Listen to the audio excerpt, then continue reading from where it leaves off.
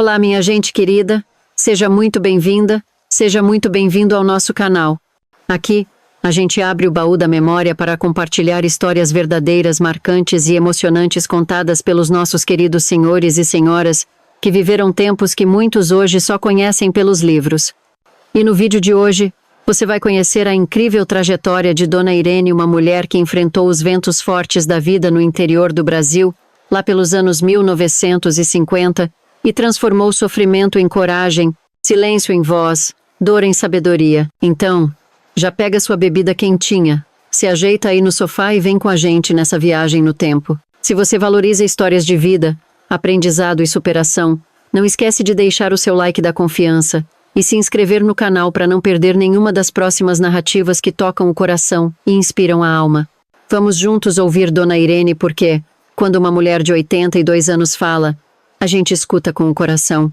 Quando a gente nasce cercada de silêncio, meu bem, que bom que você chegou, vem, senta aqui pertinho. Tá confortável aí? Espero que tenha um tempinho para escutar essa velha senhora de 82 anos. Não é todo dia que a gente encontra alguém disposto a ouvir com o coração aberto, não é mesmo? Sabe, tem coisa que a gente guarda por uma vida inteira. Coisa que ficou ali, calada, dobrada direitinho e colocada no canto mais fundo da memória. Mas chega uma hora que a gente sente necessidade de desdobrar esse passado, sacudir a poeira dele e deixar que as palavras façam o que o tempo não deu conta de fazer, curar. Eu nasci em 1942, no interior de Minas Gerais, numa fazenda tão grande que levava mais de 1 hora de cavalo para cruzar de ponta a ponta. Era bonita, viu? Daquelas com varanda de madeira corrida, mangueiras centenárias no quintal e cheiro de café passado no coador de pano. Mas por trás daquela paisagem encantadora morava uma dureza que pouca gente tinha coragem de encarar. Meu pai, o Coronel Antônio, era conhecido em toda a região. Homem respeitado e temido, diga-se de passagem. Era daqueles que não precisava levantar a voz. Bastava olhar. Um olhar dele calava qualquer um. Não só mandava dentro de casa, mas mandava fora também. Era político, dono de terras, de gado e de vontades. Tudo era do jeito dele. E o que fugisse da sua vontade, ele dobrava até virar do avesso. Minha mãe, a Dona Clara, era o oposto. Quietinha, vivia com um olhar triste, perdido lá longe. Era bonita no seu silêncio. Eu sei que ela me amava. Sentia no jeito que ela passava a mão no meu cabelo quando meu pai não estava por perto.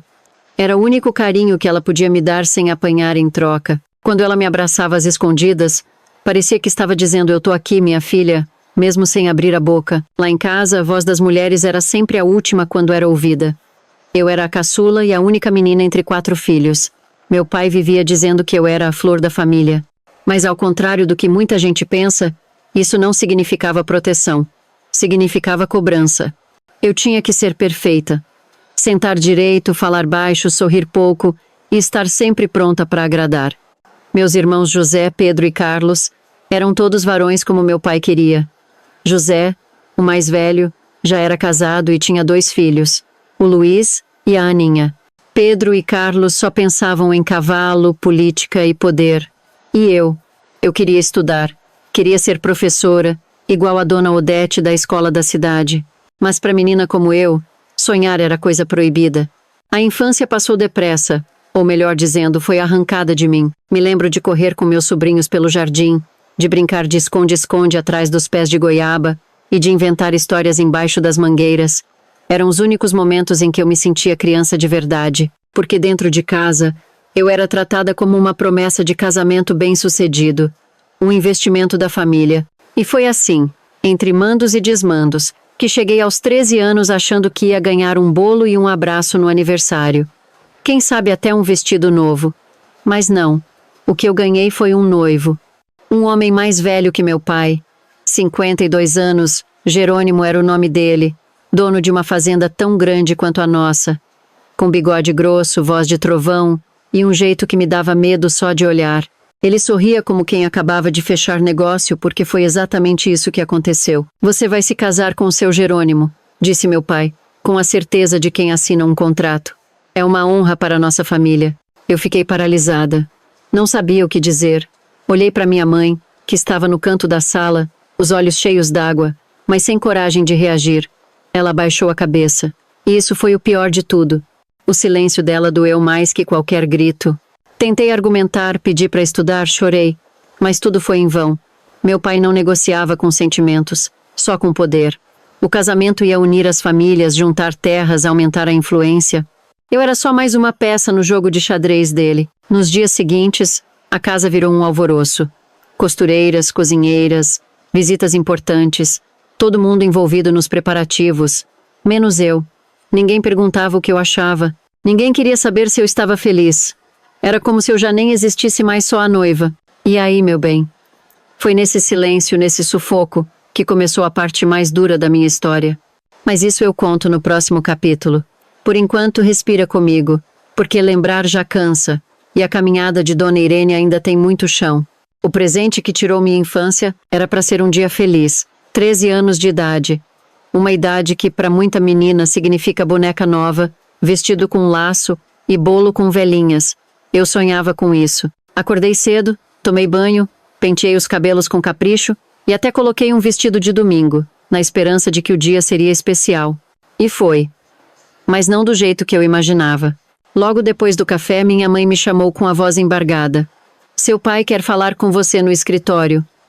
Senti um aperto no peito, mas fui. O escritório do meu pai sempre foi um lugar sério, onde ninguém entrava sem ser chamado. Ao abrir a porta, dei de cara com um homem que só tinha visto de longe em algumas festas da cidade. Alto, forte, cabelo já prateado, expressão séria. Era o tal Jerônimo Albuquerque, fazendeiro conhecido da região. Meu pai não fez rodeios. Irene, você vai se casar com o senhor Jerônimo. É um grande privilégio para nossa família. Aquelas palavras caíram sobre mim como uma chuva fria. Fiquei sem reação. Casar? Eu mal sabia o que isso significava. Olhei para minha mãe, que estava num canto da sala. Ela não disse nada. Apenas abaixou a cabeça, com os olhos cheios d'água. Eu entendi naquele instante que não haveria ajuda, que eu teria que enfrentar aquilo sozinha. Tentei argumentar. Disse que era muito nova, que queria estudar, que não estava pronta. Mas meu pai não quis nem ouvir. Esse casamento já está decidido. É um acordo entre homens. Vai fortalecer nossas terras, trazer prestígio. Menina, você tem que entender o seu papel. Naquela tarde, minha infância foi arrancada de mim sem nenhum aviso. A casa, que antes era meu lugar de brincadeira com meus sobrinhos, virou um palco de preparativos.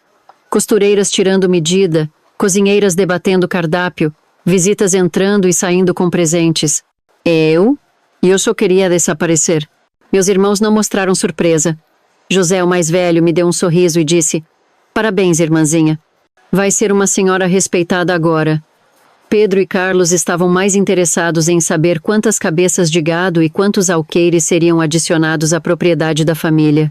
Os únicos que pareciam sentir algo diferente foram meus sobrinhos. O pequeno Luiz, de 7 anos, me perguntou com olhos inocentes: Tia Irene, por que você tá tão triste? Casar não é coisa boa? Já Ana, com apenas 5 aninhos, choramingou que não queria que eu fosse embora. Foi como levar uma facada no coração. O dia do casamento chegou rápido demais. Acordei com o coração pesado. Vesti o traje feito sob medida, um vestido branco cheio de rendas que parecia mais uma fantasia. Estava linda, diziam todos. Mas por dentro, eu me sentia como se estivesse indo para um lugar do qual não voltaria. A igreja estava lotada. Parecia que a cidade inteira tinha sido convidada para assistir a filha do coronel Antônio se unir a um dos homens mais influentes da região. Entrei de braços dados com meu pai, os olhos fixos no altar. Lá estava Jerônimo, com um sorriso largo, mas não era um sorriso acolhedor, era um sorriso de quem sabia que tinha vencido uma disputa. Repeti as palavras do padre como se fossem em outra língua. Coloquei o anel no dedo dele. Recebi o meu. Tudo parecia um sonho ruim do qual eu não conseguia acordar. A festa foi grandiosa. Música, comida, brindes, convidados importantes. Meu pai exibia um orgulho imenso. Minha mãe permanecia num canto, calada. Meus irmãos riam alto e bebiam como se nada no mundo pudesse dar errado. Vi meus sobrinhos de longe, com as carinhas confusas. Luiz segurava a mão de Ana, os dois me olhando como se estivessem se despedindo da tia que conheciam. E era exatamente isso que acontecia. Quando anoiteceu, fui levada para o quarto que agora seria meu e de Jerônimo.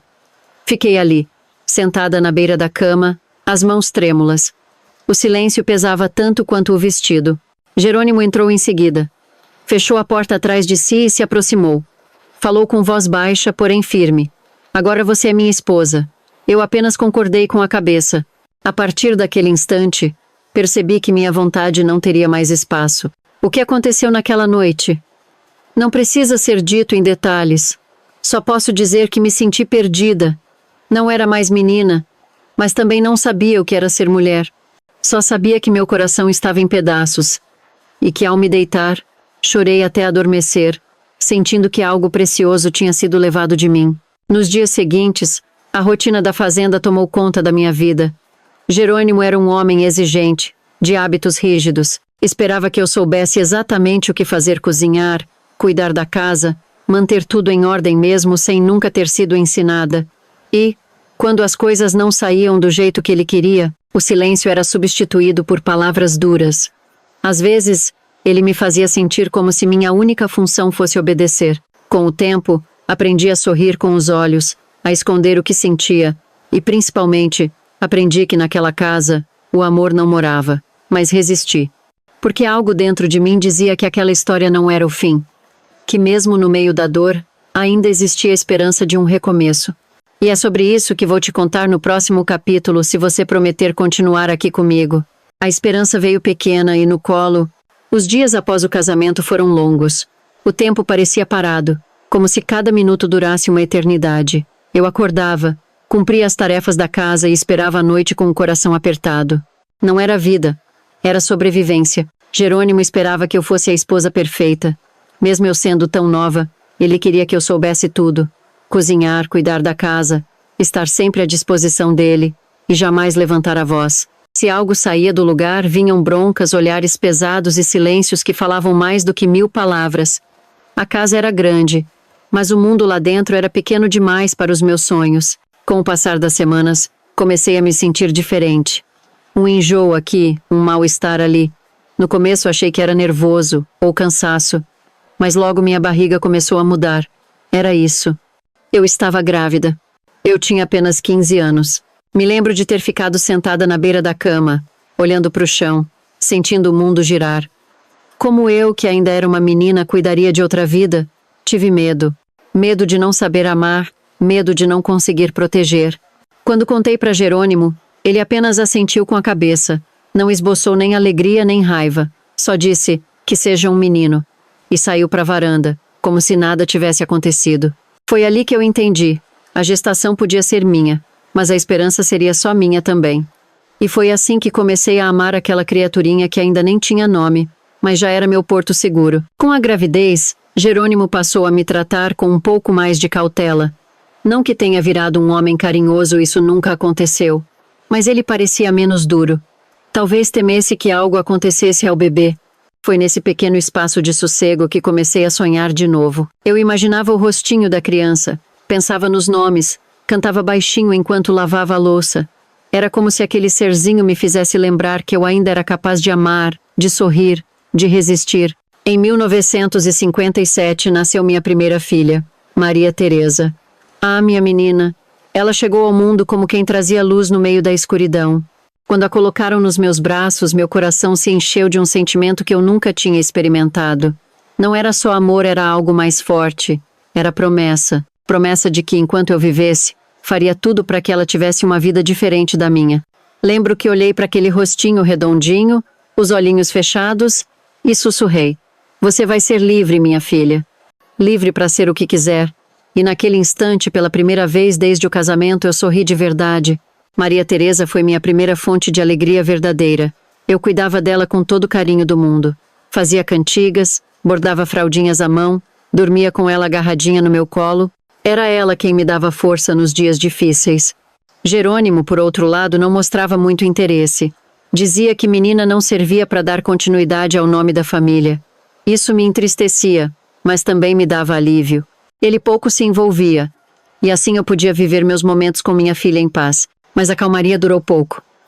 1 ano depois, Jerônimo começou a insistir em querer outro filho, um menino, segundo ele, para garantir o sangue da família. E lá estava eu, mais uma vez, tendo que enfrentar situações que meu coração não queria lembrar. Em 1959, com 17 anos, dei à luz João Pedro. Meu menino nasceu forte, com os olhos curiosos e um choro firme. Jerônimo, desta vez, ficou exultante. Espalhou a notícia na cidade, fez festa, distribuiu doces para a vizinhança.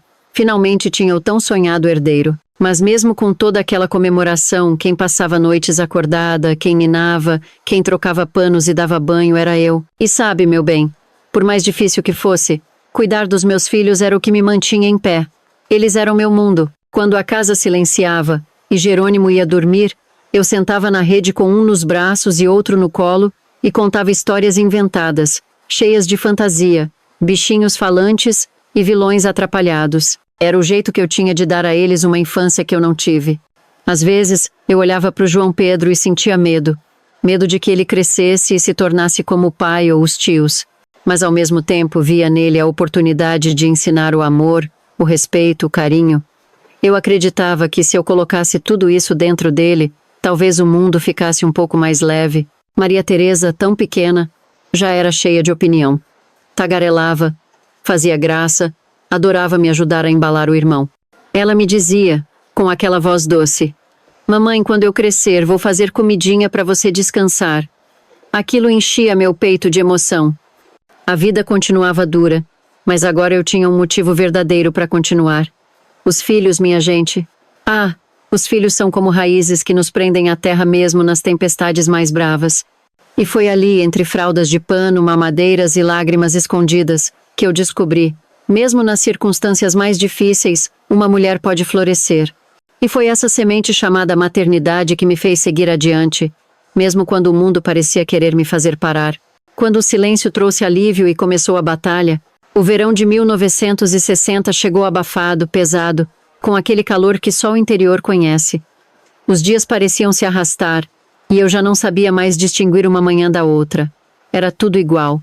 O mesmo café no bule de ferro, os mesmos passos firmes de Jerônimo pela casa, os mesmos olhares que eu tentava evitar. Naquela tarde, ele estava sentado na varanda, como de costume, com o chapéu cobrindo parte do rosto e o copo de cachaça repousando na mesa de madeira. Eu olhava de longe, do batente da cozinha, observando em silêncio, como fazia desde que entrei naquela casa aos 13 anos. Foi então que de repente ele soltou o copo, levou a mão ao peito e caiu da cadeira. Um barulho seco, pesado, ecoou pela varanda. Corri. Chamei os empregados, mandei buscar o médico, mas dentro de mim, algo dizia que não havia mais o que fazer. Quando o doutor chegou, confirmou o que já era visível. Jerônimo havia partido, silenciosamente. Rápido, como uma ventania que derruba o galho mais alto da árvore. Não vou mentir para você, meu bem. Senti uma mistura de coisas. Primeiro um vazio, depois um alívio que me assustou.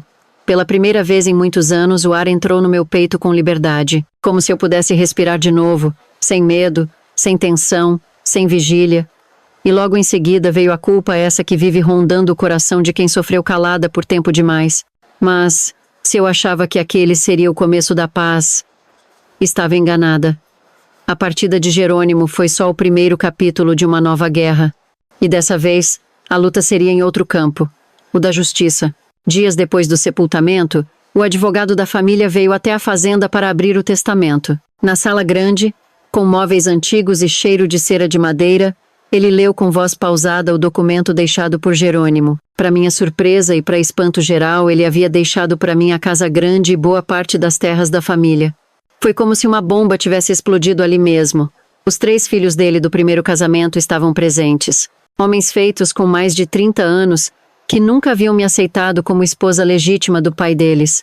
Me olhavam como quem olha para um espinho no pé. Mal o advogado fechou a pasta, começaram os murmúrios, as ameaças disfarçadas, os cochichos carregados de raiva. Em menos de uma semana os papéis começaram a chegar. Petições, notificações, questionamentos. Diziam que eu era jovem demais, que Jerônimo não estava em plena razão quando fez o testamento, que eu havia influenciado ele de forma indevida. Eu mal sabia assinar meu nome direito e já tinha que lidar com intimações, tribunais, termos complicados. O medo de perder tudo era tão grande quanto aquele que eu sentia quando ouvia os passos pesados de Jerônimo subindo as escadas da casa. Só que agora o inimigo tinha outro rosto, o da injustiça. Foi então que, em meio à confusão, Deus colocou uma nova peça nesse tabuleiro. Antônio. Ele era jovem, recém-formado em direito, idealista. Soube do meu caso e se ofereceu para me ajudar. Confesso que no começo fiquei com o pé atrás. Já tinha visto muito homem aparecer com promessas e intenções duvidosas. Mas ele era diferente. Antônio me escutava com paciência. Me explicava cada termo jurídico com calma, como quem ensina uma filha. Me fazia sentir segura. E pela primeira vez eu percebi que alguém estava do meu lado porque acreditava em mim não por interesse nem por obrigação. Os filhos de Jerônimo não facilitaram. Espalharam boatos pela cidade. Diziam que eu tinha me aproveitado da fragilidade do pai deles. Chegaram até a insinuar que eu teria causado a partida repentina dele para ficar com a herança. Mas não tinham provas. Só maldade. Antônio enfrentava tudo com firmeza. Ia juntando documentos, coletando testemunhos, mostrando ao juiz que o testamento era legítimo. Ele me ensinou a ter postura, a responder com confiança, a me defender sem abaixar a cabeça. A briga judicial durou quase 2 anos. Foram audiências, sustos, noites sem dormir. Mas a cada dia eu me fortalecia. Como mulher, como mãe, como alguém que já tinha perdido muito e agora só queria manter o que lhe era de direito. E chegou o dia da sentença. Naquela manhã, vesti meu melhor vestido. Amarrei os cabelos com um lenço azul e fui ao fórum de cabeça erguida. O juiz leu com seriedade as palavras que mudariam minha vida. O testamento era válido. Eu tinha direito às terras e à casa. Antônio apertou minha mão. Meus olhos encheram de lágrimas. Era como se eu tivesse vencido não só aquela batalha, mas todas as que vieram antes. A infância interrompida, o casamento forçado, os anos de silêncio. Mas, como já dizia minha mãe em seus raros momentos de lucidez, quando uma mulher conquista algo sozinha, o mundo acha que precisa tomar de volta. E foi exatamente isso que aconteceu. Mas isso, eu te conto no próximo capítulo. Um estranho com alma conhecida, depois que o juiz bateu o martelo confirmando que eu era sim a legítima dona do casarão e das terras deixadas por Jerônimo, pensei por um instante que tudo ia se acalmar. Ingenuidade minha, naquela noite, com as crianças já deitadas e o coração ainda acelerado da audiência, ouvi o barulho de uma caminhonete entrando no terreno da fazenda. Corri até a janela, e meu coração desceu no peito como se tivesse pulado do alto da escada. Era o carro do meu pai. Ele desceu apressado, seguido pelos meus irmãos. Entraram pela porta da frente como se a casa fosse deles, gritando, exigindo, julgando. Diziam que eu não tinha capacidade para administrar aquilo tudo, que era jovem demais, que estavam ali para colocar ordem. Me vi, de novo sendo puxada pelo braço, com as crianças chorando, sem entenderem o que estava acontecendo. Fomos levados de volta para casa onde nasci, aquela mesma onde tantos sonhos meus haviam sido trancados atrás de portas pesadas. Meu pai, o velho coronel Antônio, agora usava a desculpa de proteger a filha para tomar o que era meu. E meus irmãos, bem, esses viam na minha vitória apenas uma chance de aumentar o patrimônio da família. Passei aquela noite em claro, deitada entre os meus filhos, tentando entender como tudo podia ter virado de cabeça para baixo tão rápido. Foi quando, na manhã seguinte, uma visita inesperada chegou. Antônio. Ele apareceu com uma pasta de couro nas mãos, o rosto sério, mas com um olhar acolhedor. Pediu para falar comigo, dizendo ao meu pai que havia documentos pendentes da ação. Meu pai, desconfiado, consentiu. Fomos para o antigo escritório do meu avô, onde ninguém nos incomodaria. Assim que a porta fechou, Antônio deixou a formalidade de lado e sussurrou. Dona Irene, não tem papel nenhum para assinar. Eu vim te alertar. Descobri que seu pai fez um acordo com os filhos do Jerônimo. Eles querem vender tudo o mais rápido possível e dividir entre eles. Já estão espalhando por aí que você vai assinar a venda. Senti minhas pernas bambas, mas a decisão do juiz é minha. Tudo é meu por direito, falei, tentando manter a compostura. Sim, legalmente é tudo seu, mas eles estão usando a pressão da família, o medo, para te convencer a abrir mão. Se você assinar, perde tudo. E eu sei que é isso que eles querem, completou ele, olhando firme nos meus olhos. Naquele momento vi que não estava sozinha, que havia sim alguém do meu lado, e que essa pessoa era um homem que eu mal conhecia, mas que estava disposto a enfrentar gigantes por mim. Antes que eu pudesse responder qualquer coisa, meu irmão Pedro entrou no cômodo. Antônio, com a calma de quem sabe jogar o jogo, se recompôs e voltou a ser o advogado formal. Muito obrigado, dona Irene. Vamos finalizar isso em breve. Bom dia, Pedro. E saiu, deixando para trás mais do que uma mensagem. Ele deixou esperança. Depois desse dia, passei a pensar nele com mais frequência. Não só como advogado, mas como alguém que me enxergava de verdade. Que não me via como a filha do coronel, a viúva do fazendeiro, a menina da roça. Ele me via como mulher, como gente, como alguém que merecia ser ouvida. Nos dias que se seguiram, Antônio passou a me visitar com frequência, sempre com a desculpa de documentos ou orientações jurídicas. Meu pai ainda não desconfiava de nada, achava que estava no controle de tudo. Mas eu já começava a sonhar. A sentir algo que há muito tempo não sentia. Liberdade. Antônio era diferente. Me explicava tudo devagar, me tratava com respeito e principalmente me ouvia. Nunca me interrompia. Nunca diminuía a minha dor. Às vezes eu falava por horas, contando desde as brincadeiras de infância até as noites em claro que passei com medo do futuro. E ele apenas escutava, sem julgamento, sem pressa, e foi nessa troca silenciosa que nasceu algo entre nós. Eu não sabia o que era ainda, se era amor, se era admiração, se era gratidão, mas sabia que perto dele eu respirava melhor, que a presença dele me fazia lembrar que eu ainda existia. Foi numa dessas visitas que ele me entregou um bilhete escondido dentro de uma pasta de papel. Se quiser uma nova vida, estarei no portão da fazenda às 23. Traga as crianças. Vamos embora. Meu coração disparou. As mãos suaram. Li e reli aquele bilhete tantas vezes que a dobra já estava gasta. Era minha chance. Minha única chance. Naquela noite esperei todos dormirem. Preparei uma trouxinha com algumas mudas de roupa, documentos, um pouco de dinheiro escondido que eu havia juntado em segredo. Acordei Maria Teresa com cuidado. Peguei João Pedro no colo. E saí. A caminhada até o portão foi longa e escura. O medo andava ao meu lado, mas a coragem ia logo à frente. Quando cheguei, o carro estava lá. Antônio me esperava, e ao me ver correu até mim. Pegou as crianças, me ajudou com a trouxa, abriu a porta com pressa. Vamos. Agora é para valer, disse, com um sorriso que iluminava mais do que os faróis acesos. Entramos no carro e partimos. Sem olhar para trás, naquele momento, mesmo sem saber o que nos esperava, eu soube. Era o começo da minha liberdade. Um novo caminho, mesmo com pedras. A estrada era escura. As árvores passavam por nós como sombras silenciosas, e o farol do carro de Antônio era a única luz guiando nosso destino. No banco de trás, Maria Teresa dormia com a cabeça encostada numa trouxinha de roupa. João Pedro, ainda pequeno, estava nos meus braços, respirando calmo. E eu ali, entre o medo e a esperança.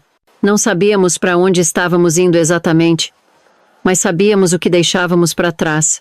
Uma vida de controle, promessas quebradas e silêncios forçados. Aquela fuga não era só uma mudança de endereço.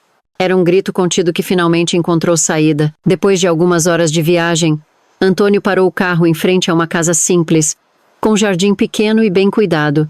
Uma senhora de cabelos grisalhos, de postura firme e olhar doce, nos esperava no portão. Essa é minha mãe, Dona Luzia, lhe disse, com um sorriso cansado. Ela abriu os braços e, sem dizer palavra, nos acolheu com um abraço demorado. Senti que pela primeira vez em muito tempo, alguém me abraçava não por obrigação, mas por acolhimento. E isso, minha filha, cura mais do que muitos remédios. Entramos. A casa era modesta, mas aconchegante. Um cheirinho de bolo assado preenchia o ar. Dona Luzia nos levou a um quarto arrumado com carinho, lençóis limpos, um berço de vime para o João Pedro e um cantinho com brinquedos simples para Maria Teresa. É o antigo quarto do Antônio, ela explicou. Agora é de vocês. Naquela noite me sentei na beira da cama e chorei. Mas não era choro de tristeza. Era como se cada lágrima fosse lavando um pedaço da dor que ficou para trás. Dormi com meus filhos ao lado e com o coração dizendo baixinho: "Você está viva. Recomece." Nos dias que seguiram, tudo era novidade. A cidade era menor, o ritmo mais calmo. As pessoas ainda não nos conheciam, o que era um alívio. Podíamos andar pelas ruas sem cochichos, sem olhares curiosos. Era como se eu tivesse ganhado uma nova identidade. Não mais a filha do coronel, nem a viúva do fazendeiro. Agora, eu era só Irene. Antônio saía cedo para tentar encontrar trabalho. Já não podia atuar como advogado por conta das influências do meu pai. Seu registro havia sido suspenso temporariamente. Mas ele não se abalava. Não importa o título, Irene. Importa é que a gente esteja junto e em paz. E ele falava com uma calma que me dava força. Arranjou um serviço na marcenaria do seu João, um senhor que precisava de ajuda com a papelada do negócio. O salário não era alto, mas dava para começar. E naquela altura da vida, começar já era muito. Dona Luzia cuidava das crianças quando eu precisava sair. Às vezes eu ajudava na cozinha, em troca de algumas economias. Outras vezes lavava roupas para fora. Nunca me faltou dignidade, mesmo nos momentos de aperto. E sabe por quê? Porque eu tinha paz. Uma tarde, sentada no quintal com Dona Luzia enquanto as crianças brincavam, ela me falou: "Sabe, Irene, no começo, eu tive medo por vocês. Meu filho largou tudo para te ajudar. Mas hoje eu vejo que ele fez a coisa certa. Nunca vi ele tão feliz. Aquilo me tocou. Porque durante anos me acostumei a ser o motivo do incômodo. Nunca da alegria. Foi nessa fase difícil que descobri que estava esperando mais um filho. A notícia me assustou no início. Estávamos ainda recomeçando, com pouco dinheiro, poucas certezas. Mas quando contei para Antônio, ele abriu um sorriso e disse: "Esse bebê vai nascer num lar de amor. E é isso que importa." Maria Teresa ficou empolgada. Dizia que ia ser irmã mais velha de verdade. João Pedro ainda era muito pequeno para entender, mas andava o tempo todo colado em mim, como se já pressentisse que algo novo estava chegando. Com o tempo, fomos nos organizando. Antônio, mesmo trabalhando o dia todo, ainda estudava à noite, tentando reverter a suspensão do registro dele. Aos fins de semana, se reunia com o doutor. Geraldo, amigo do pai dele, que também era advogado, estava disposto a ajudar. Os meses passaram. A barriga cresceu, e junto dela, o sentimento de pertencimento. As crianças se adaptaram à escola nova, fizeram amigos. A vizinhança começou a nos conhecer. E com isso vieram os convites para café, as trocas de receitas, os sorrisos na feira. O bebê nasceu em casa mesmo, com parteira e tudo. Uma menina, rosada e cheia de saúde. Coloquei o nome de Ana Clara, uma forma de homenagear minha mãe que, apesar de ausente, também foi mulher marcada por silêncios. Dona Luzia chorou ao pegar a neta no colo. Disse que era a continuação da história dela, mas agora com outro final. Um final mais leve, mais feliz. Ali, naquela casa simples, com chão de cimento batido e cortinas de chita, eu conheci um tipo de felicidade que nunca imaginei viver. Não era feita de luxo, era feita de liberdade. Mas é como diziam os mais velhos: quando a gente começa a sorrir de verdade, é bom olhar para o céu e pedir proteção, porque a vida gosta de testar nossa coragem. E esse teste estava mais perto do que eu imaginava. Mas essa parte eu te conto no próximo capítulo. Quando a coragem foi maior que o medo, os dias vinham sendo de paz, trabalho duro e muito amor. A pequena Ana Clara crescia forte. Os irmãos mais velhos estavam se adaptando à nova vida. E eu, pela primeira vez, me sentia uma mulher inteira dona da minha história. Antônio, apesar da rotina puxada na marcenaria, seguia firme nos estudos à noite, com o apoio do Dr. Geraldo. A esperança de retomar sua profissão de advogado era o que o mantinha motivado. Ele dizia sempre: "Irene, eu não vou parar. Não posso aceitar que a justiça seja dobrada pelo orgulho de um homem só." Era disso que ele falava. Da suspensão injusta de sua licença profissional. Sabíamos bem que por trás de tudo aquilo havia a influência do meu pai, que não aceitava ter perdido a filha, como ele dizia. Mesmo depois de tudo, o coronel ainda queria controlar minha vida à distância. Foi numa manhã de quinta-feira que a primeira sombra reapareceu. Antônio chegou em casa com o semblante fechado. Trazia um envelope amassado nas mãos. Sentei-me com ele na cozinha enquanto ele abria o papel devagar, os olhos atentos. Era uma notificação, assinada por uma comissão regional. Comunicava que o processo de revisão da suspensão dele tinha sido paralisado por motivos administrativos. Mas a gente sabia ler nas entrelinhas. Era mais uma forma de nos fazer desistir. Isso tem dedo do seu pai, Irene. Ele ainda tem aliados. Pessoas que fazem favores por fidelidade antiga, disse Antônio, com a voz embargada. Senti um aperto no peito. Não era só a injustiça. Era a sensação de que o passado, mesmo longe, ainda tentava nos puxar de volta. "E agora?" perguntei, tentando esconder meu receio. "Agora a gente vai até o fim", respondeu ele. Firme. Eu não lutei tudo isso para entregar os pontos agora. Naqueles dias, Antônio parecia mais sério. Passava horas lendo, escrevendo petições, conversando com o Dr. Geraldo e buscando qualquer brecha na lei que permitisse reabrir o processo. Enquanto isso, eu segurava as pontas de casa, cuidava dos 3 filhos, lavava, passava, cozinhava e ainda encontrava tempo para escutar os desabafos das vizinhas mulheres como eu, que viviam na corda bamba entre o medo e a fé. Numa dessas tardes, Dona Luzia veio até mim e disse, com os olhos marejados, Irene, meu filho nunca teve tanta força como agora. E eu sei que é por sua causa. Você trouxe sentido para a luta dele. Ouvir aquilo me encheu de emoção. Porque eu também via no olhar do Antônio uma coragem que só nasce quando o amor é verdadeiro. Ele não lutava apenas pela carreira. Ele lutava por nós, pela família que escolhemos construir. Os meses se arrastaram. Cada dia uma nova notícia, uma nova negativa, uma nova estratégia. Mas a esperança não morria. Até que numa noite fria de junho, uma carta diferente chegou. Dessa vez, vinda da capital. Era um despacho favorável. O caso de Antônio seria finalmente reavaliado por uma comissão independente. Lembro de ver os olhos dele se encherem de brilho. Ele me abraçou apertado e disse, é a nossa chance, Irene. A gente não venceu ainda, mas agora temos uma luz no fim do túnel. A partir daí, tudo acelerou. Antônio passou a viajar nos finais de semana para reuniões com os advogados parceiros, apresentou documentos, provas de boa conduta, cartas de recomendação, até mesmo testemunhos de antigos clientes. O apoio da cidade também foi crescendo. Os vizinhos começaram a ver Antônio não apenas como um marido dedicado, mas como um homem que representava justiça e resistência. A marcenaria onde ele trabalhava fez questão de enviar uma declaração elogiando sua dedicação e honestidade. Até o próprio seu João, patrão dele, escreveu uma carta emocionante dizendo que jamais havia conhecido alguém tão íntegro. E então, 1 ano e 8 meses depois de termos recomeçado nossa vida ali, a resposta chegou. Era uma manhã comum. Eu lavava roupa no tanque quando ouvi o grito vindo do portão. Irene, conseguimos. Antônio entrou correndo com a carta na mão. Pulou os degraus da varanda e me abraçou tão forte que eu mal consegui respirar. Choramos os dois. Maria Teresa, que já entendia mais das coisas, pulava de alegria no quintal. João Pedro e Ana Clara, mesmo sem saber o motivo da comemoração, se juntaram à festa. A licença dele havia sido devolvida. Antônio podia enfim voltar a exercer a advocacia. Mais que um documento, aquilo era um símbolo. A comprovação de que a verdade pode até demorar, mas não falha. Nos dias que se seguiram, muitos amigos vieram nos parabenizar.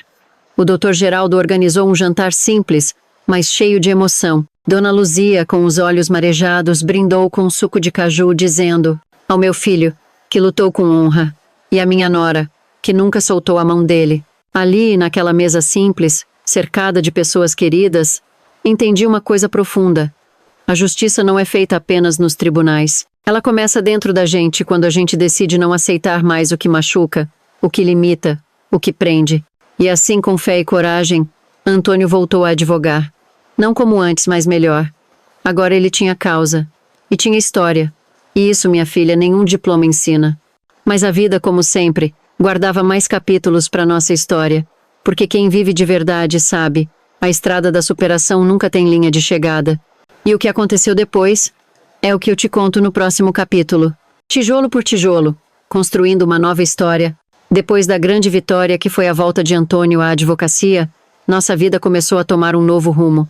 Não foi uma mudança daquelas que acontecem de uma hora para outra, como nos filmes. Foi lenta, mas verdadeira.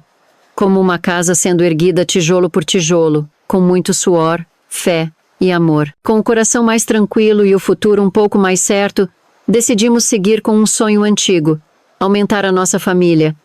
Antônio sempre dizia que nossa casa era cheia de amor e que ainda cabia mais alegria por ali. Foi assim que algum tempo depois nasceu nossa pequena Ninha. Ah, minha filha, que luz essa menina trouxe pra gente. Era risonha, esperta e tinha um jeitinho doce que encantava todo mundo. Quando a coloquei nos braços pela primeira vez, senti um calor no peito, daqueles que só uma mãe sente. Era como se Deus tivesse me dado um novo começo. Nosso lar estava mais feliz do que nunca. Maria Teresa e João Pedro tratavam a irmãzinha com tanto carinho que me emocionava só de ver. Antônio fazia questão de chegar cedo do trabalho, só para ajudar no banho da bebê ou contar histórias para os filhos. Era aquele tipo de noite em que a gente se senta no chão da sala, todo mundo junto, só para rir das pequenas coisas. Logo depois veio o Lucas, nosso segundo menino. Forte desde o nascimento, tinha os olhos iguais aos do pai e um olhar curioso que parecia querer entender o mundo desde cedo. E por fim o Vicente, o caçulinha, que nasceu tranquilo, cheio de saúde e completou a nossa família. Com 5 filhos em casa, a rotina era puxada, claro. Mas nunca faltou amor, comida quentinha na mesa e risada nos corredores. A gente vivia com simplicidade, mas tudo que tínhamos era nosso conquistado com dignidade. Foi nessa época que eu e Antônio começamos a guardar um dinheirinho. Todo mês, mesmo que fosse pouco, colocávamos de lado. E depois de alguns anos, conseguimos comprar nossa própria casa, bem pertinho da Dona Luzia. Era simples, com 3 quartos, uma varanda charmosa e um quintal onde cabia até uma horta. Ai, como eu amava aquele quintal! Plantei alface, cebolinha, manjericão e até algumas roseiras que deixavam tudo mais bonito. Era ali que eu sentava com as crianças no fim da tarde para tomar café com bolo e contar causos do interior. Dona Luzia, minha sogra querida, virou minha segunda mãe. Ajudava com os pequenos, dava conselhos valiosos e cozinhava como ninguém. E eu, que no começo tinha medo de não ser bem-vinda, fui acolhida como filha. Nossa ligação só se fortaleceu com o tempo. Já Antônio, esse seguia firme no trabalho. Aos poucos, reconquistou o respeito da cidade. Clientes antigos voltaram a procurá-lo e novos chegaram por indicação. Ele atendia gente humilde com o mesmo cuidado que atendia os mais abastados. Sempre dizia: Irene, justiça boa é aquela que alcança quem mais precisa. E isso me enchia de orgulho. Nos fins de semana, a gente se reunia em volta da mesa com os filhos. Cantava modinhas antigas, jogava conversa fora, fazia bolo de milho com café coado na hora. Não era vida de luxo, não. Mas era uma vida que fazia bem para a alma. Com o tempo, comecei a entender uma coisa importante. Não é o tamanho da casa que faz a felicidade, mas o calor que mora dentro dela. E nossa casa. Ah, minha filha, nossa casa era puro aconchego. Hoje, olhando para trás, vejo que cada dificuldade nos moldou. Cada obstáculo vencido construiu a base sólida da família que somos hoje. E se tem algo que aprendi com tudo isso, é que quando o amor é verdadeiro, ele vira raiz. Aguenta vento, tempestade e floresce de novo quando o sol volta a brilhar. E é sobre isso que eu quero te contar nos próximos capítulos. Porque a história da Dona Irene ainda está longe de acabar.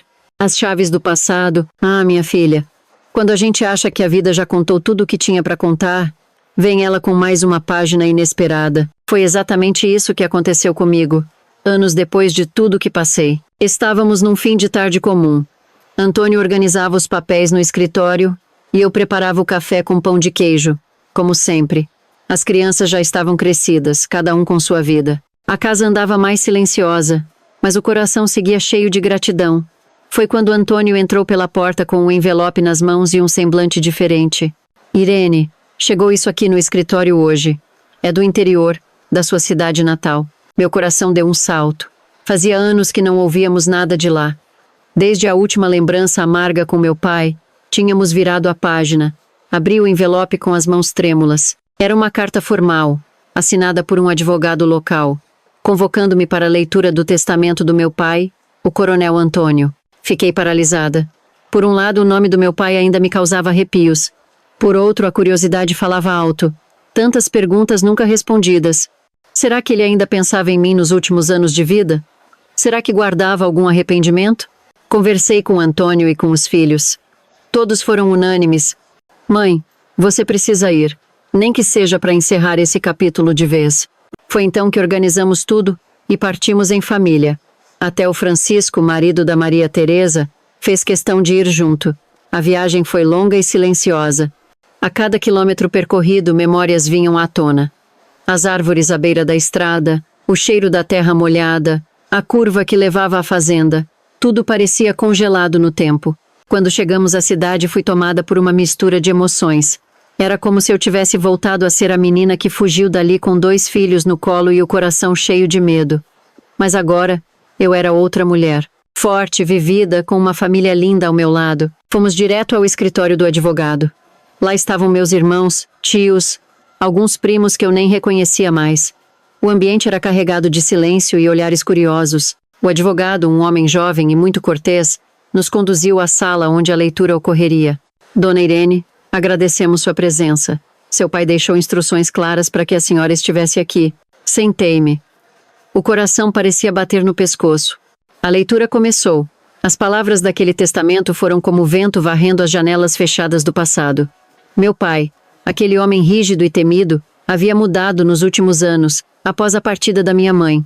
Segundo o advogado e confirmado depois por um dos meus irmãos, ele se arrependera profundamente da forma como me tratou. Dissera muitas vezes que seu maior erro foi ter ignorado minha voz, meu direito de escolha, minha liberdade. E então veio o inesperado. A minha filha Irene leu o advogado deixou a parte sul da fazenda Bom Retiro, incluindo a casa de hóspedes, os campos ao redor e uma quantia correspondente à herança que lhe foi tirada anos atrás. Com os devidos reajustes, este valor representa o que era seu por direito. Eu mal podia acreditar no que ouvia. Meus olhos se encheram d'água, não pelo dinheiro, não pela terra, mas pelo reconhecimento. Era como se mesmo após partir, meu pai finalmente tivesse me visto, me reconhecido como filha, como mulher, como mãe. Ao final da leitura, o silêncio tomou conta da sala. Meus irmãos estavam surpresos. Alguns se mostraram indignados, outros, simplesmente calados. Eu só sentia paz. Uma paz diferente, suave, como se uma ferida antiga estivesse sendo, enfim, curada. Nos dias que se seguiram, cuidamos dos documentos com calma. Visitamos a casa que agora era nossa por herança. Tudo ali guardava ecos do passado, mas já não doíam como antes. Caminhei pelos corredores da casa de hóspedes, agora minha, e senti que ali poderia nascer um novo começo, talvez uma pousada, quem sabe, ou um lugar para reunir toda a família em futuras festas. E foi assim, minha filha, que voltei ao lugar onde tudo começou, mas não como a menina assustada de antes. Voltei como mulher feita, mãe dedicada, esposa amada. Voltei com a cabeça erguida, com as mãos calejadas de trabalho honesto e o coração cheio de histórias, porque a vida é isso, um eterno recomeço. E essa, minha querida, é só mais uma página do meu baú de memórias. Quando o tempo ensina e o coração agradece, sabe, minha filha, com o tempo a gente entende que perdoar não é esquecer, é libertar o peito daquilo que já não pode ser mudado.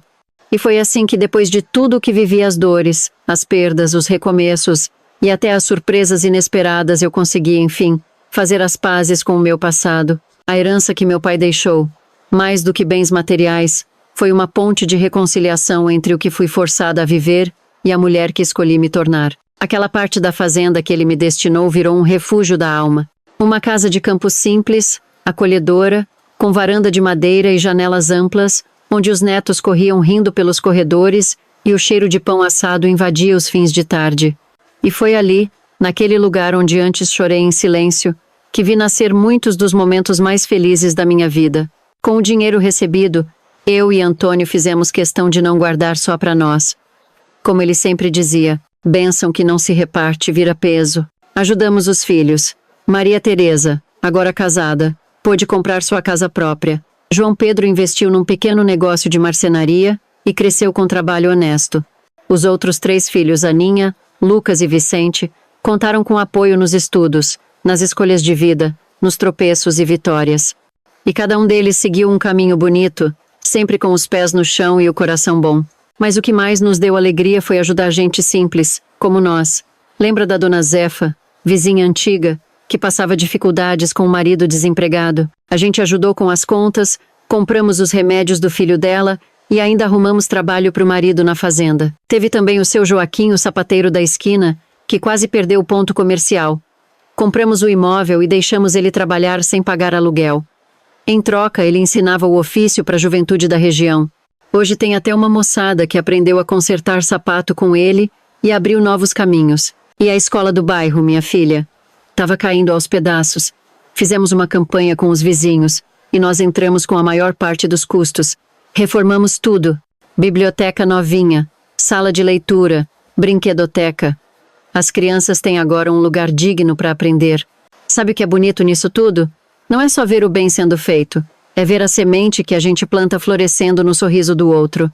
Cada olhar de gratidão, cada abraço apertado, cada cartinha desenhada por uma criança. Isso, minha filha, não tem preço no mundo que pague. Mas nem tudo foram flores. Um dia, meu Antônio, meu companheiro de tantas batalhas, adoeceu. Foram tempos difíceis, cheios de oração e silêncio. E quando ele partiu, deixou um vazio que até hoje mora aqui dentro. Mas também deixou um legado de amor, de bondade, de integridade. Nos momentos em que a saudade aperta, lembro do jeito como ele segurava minha mão, dos conselhos que me dava baixinho, dos sonhos que realizamos juntos. E mesmo com os olhos marejados, eu sorrio. Porque sei que fomos felizes, que vencemos, que escrevemos nossa própria história, com erros e acertos, mas sempre com coragem. Hoje, aos 82 anos, eu olho para trás e vejo que tudo valeu a pena. Não foi uma estrada fácil, mas foi verdadeira. E é por isso que faço questão de contar essa história aqui no canal. Porque acredito que nossas memórias têm valor, que as vozes mais experientes precisam ser ouvidas, respeitadas e guardadas com carinho.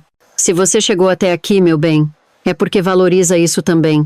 E eu te agradeço, do fundo do coração. Antes de terminar, deixo um recado de vó. Seja gentil com o outro, mas principalmente com você. Valorize sua história, por mais difícil que tenha sido. E nunca esqueça, sempre é tempo de recomeçar.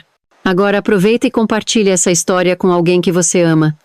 Deixa seu like, se inscreve no canal e ativa o sininho para continuar acompanhando relatos que aquecem o coração. E se quiser ouvir mais conselhos de quem já viveu um bocado, corre lá para o nosso novo canal de Sabedoria da Vida, o link está aparecendo aqui na tela. Que Deus abençoe você e sua família. E até a próxima história do nosso baú de memórias. O tempo passa, mas o amor permanece. Ah, minha querida. Como é curioso esse tal de tempo. A gente piscou e pronto. Os filhos cresceram, os netos chegaram e agora, veja só, até bisnetos eu tenho correndo pela casa. Quando olho ao redor e vejo essa família linda que construímos, meu coração se enche de gratidão. Hoje, aos 82 anos, levo uma vida tranquila cercada de amor. Já não me preocupo com o que passou, mas celebro o que ficou. Cada marca no rosto conta uma história vivida, e cada ruga guarda um sorriso que resistiu ao tempo. Tenho orgulho de dizer que criei meus filhos com muito carinho e sacrifício. São pessoas boas, honradas, com seus próprios caminhos e valores firmes. A Maria Teresa, minha primogênita, é uma mãezona que cuida dos seus, como ninguém. O João Pedro, tão sério e trabalhador, virou um pai dedicado. Aninha, Lucas e Vicente seguiram suas jornadas com dignidade e sempre voltam para casa com um abraço apertado. Ver meus filhos bem é a maior recompensa que uma mãe pode ter. Os netos, então, são a alegria dos meus dias. Cada um com sua personalidade. Tem o sonhador, a artista, o estudioso, e agora vieram os bisnetos. Esses pequenos raios de sol que iluminam minha velhice com risadas e traquinagens. Tem até 2 que são influenciadores na internet, acredita? De vez em quando me pedem para aparecer nos vídeos deles, e eu vou lá com meu avental florido e minha xícara de chá, dar uns conselhos e contar causos do passado. Dizem que o pessoal adora me ouvir, quem diria, né? Mas apesar de toda essa felicidade, confesso que tem um cantinho no peito que ainda sente falta. O Antônio, meu companheiro de jornada, partiu há 8 anos, e desde então, nenhuma noite é igual. Ainda acordo de madrugada esperando sentir o calor do corpo dele ao lado. Às vezes estico o braço e lembro que ele não está mais ali, mas aí fecho os olhos, respiro fundo e me recordo de tudo que vivemos juntos. Ele foi meu porto seguro, minha escolha mais bonita. Enfrentamos tanta coisa, superamos tantas barreiras. O Antônio foi o primeiro homem a me olhar nos olhos com respeito. O primeiro a ouvir minha voz de verdade.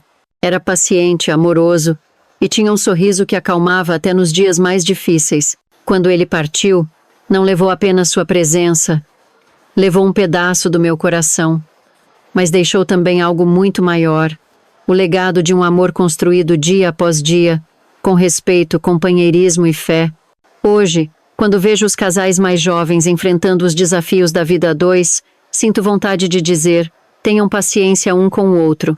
Não se esqueçam de cuidar do amor todos os dias, mesmo nas coisas pequenas.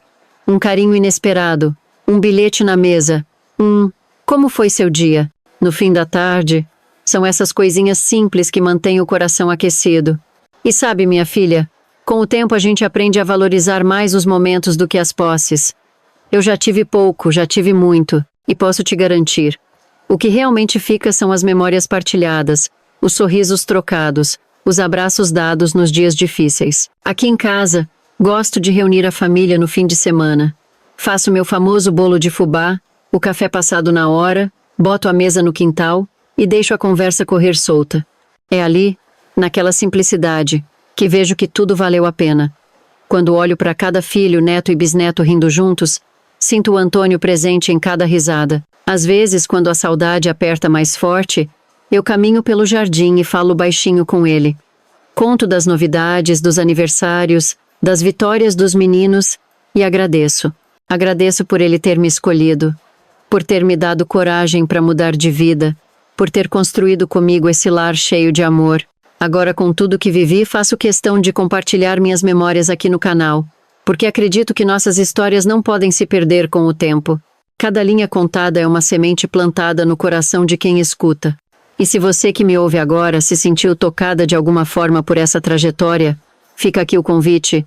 Curta o vídeo, compartilhe com alguém especial e se inscreva no canal para continuar ouvindo histórias que aquecem o coração. Porque se tem uma coisa que o tempo me ensinou, minha filha, é que nunca é tarde para recomeçar. E que o amor, quando é verdadeiro, continua vivendo na gente mesmo quando a pessoa amada já virou estrela lá no céu. Palavras de uma vida inteira. Ah, minha filha. Se tem uma coisa que a idade traz, além de cabelos brancos e marcas no rosto, é a sabedoria que o tempo ensina na prática. E é por isso que hoje, depois de tanta estrada percorrida, faço questão de compartilhar contigo alguns conselhos que carrego no coração. Não porque me acho dona da verdade, mas porque vivi o suficiente para entender o que realmente importa na vida. Primeiro de tudo, valorize sua liberdade. Quando se é jovem, a gente às vezes confunde liberdade com fazer tudo o que quer. Mas com o tempo, a gente aprende que liberdade de verdade é poder escolher. Escolher com quem andar, onde viver, como amar e até quando dizer não. Por muito tempo eu fui calada, guiada por vontades que não eram minhas.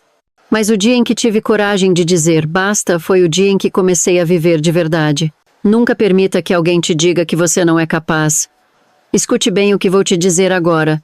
Mulher pode tudo. Pode administrar fazenda, criar filhos sozinha, começar do zero, amar de novo, vencer na vida. Pode sim, minha filha.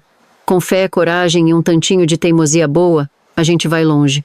Isso prova viva disso. E falando em amor. Ah, o amor. Não se engane com palavras bonitas nem com promessas vazias. O amor de verdade é silencioso, mas presente. Ele aparece no café da manhã preparado com carinho, no abraço apertado depois de um dia difícil, no olhar que te respeita mesmo quando você está em silêncio.